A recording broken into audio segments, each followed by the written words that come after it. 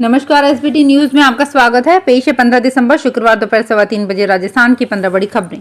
इस news bulletin के प्रायोजक हैं विनी केक एंड मोर। तो सबसे पहले एक नजर डालते हैं आज की हेडलाइंस पर। राजस्थान के 14वें सीएम बने भजन लाल, पीएम मोदी ने थपथपाई पीठ। राजस्थान में सरकार बदली तो अफसर गिनाने लगे केंद्र की योजनाओं के फायदे।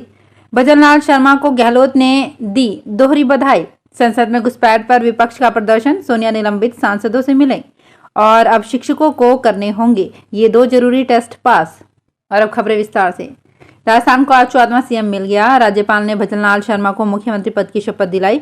वहीं दीघा कुमारी और डॉक्टर प्रेमचंद बैरवा ने उप मुख्यमंत्री पद की शपथ ली। फिलहाल 3 नेताओं ने ही शपथ ली है। मंत्रियों की नियुक्ति केंद्रीय नेतृत्व की हरी झंडी मिलने के बाद होगी। शपथ समारोह में भाग लेने के लिए प्रधानमंत्री नरेंद्र मोदी, पूर्व मुख्यमंत्री अशोक गहलोत भी शामिल हुए। समारोह स्थल पर 3 मंच तैयार किए गए। एक मंच पर देश भर से आए साधु संतों को बैठाया गया, जबकि दूसरे मंच पर सभी पॉलिटिकल लीडर्स बैठे। तीसरा मंच शपथ के लिए बनाया गया है, जिस पर प्रधानमंत्री मोदी, राज्यपाल और शपथ लेने वाले तीनों नेता बैठे। राजस्थान में अब भाजपा की सरकार बन गई है। कांग्रेस राज में योजनाओं का लाभ गिनाने वाले अफसर अब भाजपा की केंद्र सरकार की योजनाओं का फायदा आम जनता को गिनाने लगे हैं। जयपुर कलेक्टर प्रकाश राज पुरोहित अब पूरी तरह से विकसित भारत संकल्प यात्रा में लग गए हैं। इसके साथ ही सीएमएचओ प्रथम डॉक्टर विजय सिंह फौजदार ने बताया कि विकसित भारत संकल्प यात्रा के दौरान जिले की सभी ग्राम पंचायत एवं शहरी क्षेत्रों में यात्रा के दौरान प्रधानमंत्री नरेंद्र मोदी का संदेश और केंद्र सरकार की विभिन्न योजनाओं का प्रचार प्रसार कर जन जन तक पहुंचाया जा रहा है। राजस्थान में भजन लाल शर्मा के शपथ ग्रहण से पहले पूर्व मुख्यमंत्री अशोक गहलोत ने उन्हें दोहरी बधाई दी। दरअसल आज ही भजन लाल शर्मा का जन्मदिन भी है। पूर्व सीएम ने भजन लाल को बधाई देते हुए उनके अच्छे स्वास्थ्य और लंबी आयु की भी कामना की। अशोक गहलोत ने सोशल मीडिया प्लेटफॉर्म एक्स पर लिखा कि राजस्थान के नवनिर्वाचित मुख्यमंत्री भजन लाल शर्मा को जन्मदिन और शपथ ग्रहण की दोहरी बधाई। ईश्वर आपको स्वस्थ, सुखी और चिरायु जीवन प्रदान करे। 14 सांसदों के निलंबन पर विपक्षी सांसदों ने संसद परिसर में गांधी प्रतिमा के सामने प्रदर्शन किया। वहीं सस्पेंड 14 सांसदों ने भी सदन के बाहर प्रोटेस्ट किया। इनसे सोनिया गांधी मिलने पहुंची। संसद के शीतकालीन सत्र का आज 10वां दिन है। 11 बजे लोकसभा और राज्यसभा की कार्रवाई हुई। दोनों सदनों में संसद की सुरक्षा में चूक पर हंगामा हुआ। इस मसले पर विपक्ष ने गृह मंत्री अमित शाह के सदन में बयान देने की मांग की। हंगामे के चलते लोकसभा 11:02 और राज्यसभा 11:09 पर 2 बजे तक के लिए स्थगित हो गई। राजस्थान में यूनिवर्सिटी और कॉलेजों में राष्ट्रीय शिक्षा नीति तो लागू कर दी गई, लेकिन ये क्रियान्वित नहीं हो पा रही है। ऐसे में विश्वविद्यालय अनुदान आयोग ने सभी यूनिवर्सिटी और कॉलेज के शिक्षकों के लिए 2 सप्ताह का ऑनलाइन सेशन जारी किया है। ये सेशन हर शिक्षक को लेना जरूरी है। शिक्षकों को 2 सप्ताह में 8 दिन क्लास लेनी होगी। इसके अलावा 2 टेस्ट भी देने होंगे, जो पास करना अनिवार्य होगा। पास नहीं करने पर शिक्षकों को फिर सेशन लेने होंगे। राजस्थान में नए साल से लागू होने वाली नई आबकारी नीति में अहम बदलाव होने जा रहा है। अब 10 कमरों तक के होटल रिजॉर्ट को भी बार का लाइसेंस दिया जाएगा। विभाग ने इसका प्रस्ताव तैयार कर लिया है। सालाना फीस में भी कटौती की जाएगी। अब तक 20 से ज्यादा कमरे होने पर ही बार लाइसेंस दिया जाता था। इससे छोटे होटलों वाले व्यवसायी लाइसेंस नहीं ले पा रहे थे। भाजपा सांसद निशिकांत दुबे ने लोकसभा स्पीकर ओम बिरला को चिट्ठी लिखी थी, जिसमें उन्होंने कहा था कि महुआ मोइत्रा को संसद में सवाल पूछने के लिए पैसे मिले। संसद में सवाल पूछने के बदले पैसे लेने के केस में टीएमसी नेता महुआ मोइत्रा की 8 दिसंबर को सांसदी चली गई थी। महुआ ने निष्कासन के खिलाफ सुप्रीम कोर्ट में याचिका लगाई है। इस याचिका पर सुप्रीम कोर्ट ने सुनवाई फिलहाल टाल दी है। अब सुनवाई 3 जनवरी 2024 को होगी। संसद का शीतकालीन सत्र भी हंगामेदार बीत रहा है। आज राज्यसभा में सभापति जगदीप धनखड़ ने हंगामा कर रहे आम आदमी पार्टी के सांसद राघव चड्ढा की क्लास लगा दी। धनखड़ ने उन्हें सदन में इशारा करने की जगह बोलने की नसीहत दी। उन्होंने तंज कसते हुए कहा कि आपने अगर ऐसा नहीं किया तो हो सकता है कि कुछ देर में आप डांस करने लगे। बता दें कि संसद की सुरक्षा में चूक के मुद्दे पर चर्चा कराने की मांग को लेकर विपक्षी सदस्यों के हंगामे के कारण शुक्रवार को राज्यसभा की कार्यवाही आरंभ होने के कुछ ही देर बाद दोपहर 2 बजे तक के लिए स्थगित कर दी गई। सुबह 11 बजे कार्यवाही आरंभ होने पर सभापति जगदीप धनखड़ ने आवश्यक दस्तावेज सदन के पटल पर रखवाए और इसके बाद सूचित किया कि उन्हें संसद में सुरक्षा चूक के मुद्दे पर चर्चा कराने के लिए कार्य स्थगन संबंधी नियम 267 के तहत कुल 23 नोटिस मिले हैं।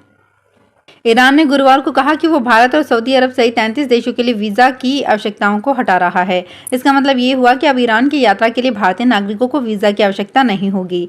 मीडिया समाचारों के अनुसार ईरानी पर्यटन मंत्रालय का मानना था कि एक खुली द्वार नीति दुनिया के विभिन्न देशों के साथ जुड़ने के ईरान के दृढ़ संकल्प को प्रदर्शित करेगी। ISNA ने ये भी कहा है कि इस फैसले के साथ ऐसे देशों की संख्या बढ़कर 45 हो जाएगी जिनके नागरिक बिना वीजा प्राप्त किए ईरान की यात्रा कर सकें। राजस्थान का सबसे बड़ा और प्रतिष्ठित सवाई मानसिंह मेडिकल कॉलेज चर्चा में है। वो इसलिए क्योंकि एमबीबीएस फाइनल ईयर के 250 स्टूडेंट्स के बैच में से केवल 2 स्टूडेंट ही फाइनल एग्जाम के लिए क्वालिफाई कर पाए हैं। पहले केवल एक स्टूडेंट को ही क्वालिफाई किया गया था, बाद में एक और स्टूडेंट को परीक्षा में बैठने की अनुमति दी गई है। फाइनल एग्जाम 21 दिसंबर से शुरू होगा। अब ट्विटर सहित अन्य सोशल प्लेटफॉर्म पर भी स्टूडेंट के लेटर वायरल हो रहे हैं। स्टूडेंट्स की कई रील्स भी बनाई जा रही है। केवल 2 स्टूडेंट्स के क्वालिफाई करने पर मेडिकल स्टूडेंट्स के बीच काफी विरोध है।